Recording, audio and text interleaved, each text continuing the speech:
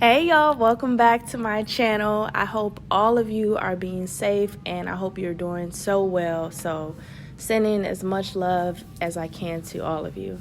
But right now we're starting off on freshly washed and deep conditioned hair, and I'm using my favorite leave-in. It's Curls Blueberry Bliss.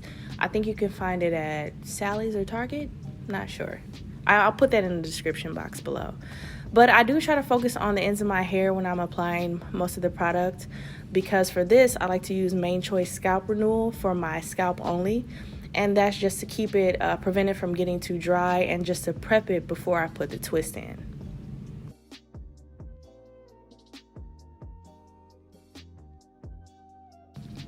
So here I'm using the Sensationnel Samba Twist 50-inch, but they lie. It comes to about 20 something inches when you let it just hang regular, but hope that made sense. But I like to take 2 strands. I'm going for a chunkier look. If you want one like a thinner look, just use 1 strand, I should say. But I like to take them apart because this is crochet hair, so it isn't like regular packaged Marley hair. So just make sure you always take them apart. I kind of prep them out in advance. So in that bottle I have water, and then I have some aloe vera gel as well. I love aloe vera juice or aloe vera gel, either one. And like I said, all of the products, they'll be listed below. But the order that I like to use it is I use the butter first, I use gel just a little bit after, and then this choice is optional. I like to add Jane Carter's Nourish and Shine just to the ends of my hair. Like I said, this is totally optional, but I like to do it just for my sake, and because my ends tend to get dry the fastest, because sometimes when you do this style, the ends of your hair can stick out just because this is a chunkier look too. So I just like to make sure I'm prepared. Okay, so now that section is prepared, I'm just splitting it in half and I'm placing the hair on the middle of the part. Now this is so key. I kept this part in because I messed it up.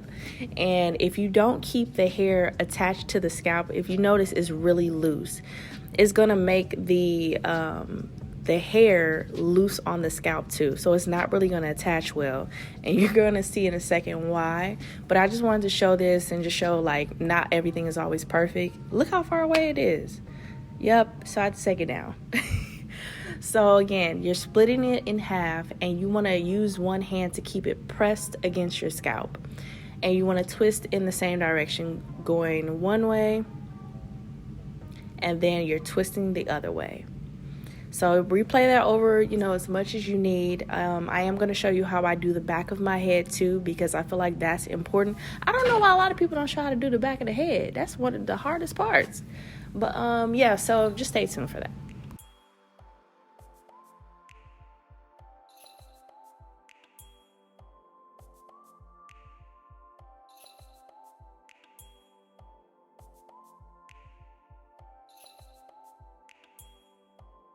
Okay, so just notice how I'm placing my hands and my arms. This is really nothing different and it's nothing too crazy, but I understand that everybody is not advanced and sometimes it's difficult. I remember when I was first trying this, it took me a long time to figure out how to do this, a very long time. So if anyone is new, just keep trying it and I promise you will get it. It took me probably 4 weeks just to learn how to do one. So yeah, I mean, we're our own best teachers and YouTube helps a lot. But yeah, just notice my arm placement. Once I have it attached, then I just go back to twisting it regular. So I do that for the back of my head. I just make sure I place it, my arms up, and I kind of close my eyes a little bit and feel it out. You'll probably notice in a minute I have my eyes closed. But and then I just go from there.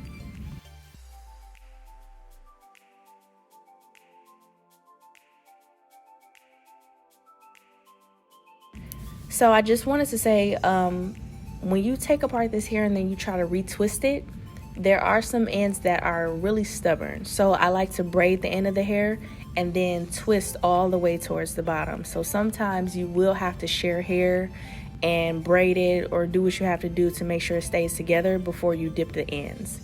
And then I also wanted to say I do check my hair mainly in the back. As you notice, I have some really chunky pieces because I got lazy. It happens. And I like to just see the rest of the hair to see how I can fill in those gaps. And then just make sure you're looking at your hair throughout the process.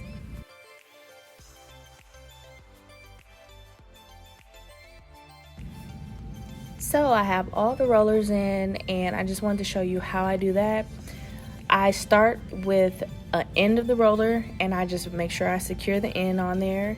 And then, like I said, it's very stubborn, so to make sure I hold it in place, I use the hair to wrap around it just to secure it.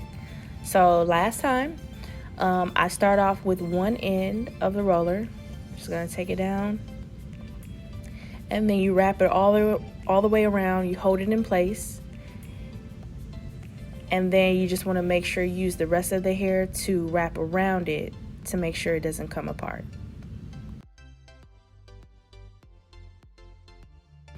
So now all the rollers are in. I'm ready to dip them in hot water. And I do this in sections, so pretty much 4 sections.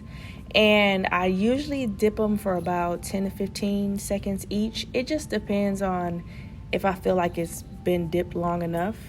And then once that's done, you just make sure you pat it dry. The rollers are optional. If you want a straight look, just do the same thing, but don't put rollers on. Just dip the ends and then pat them dry. Same thing.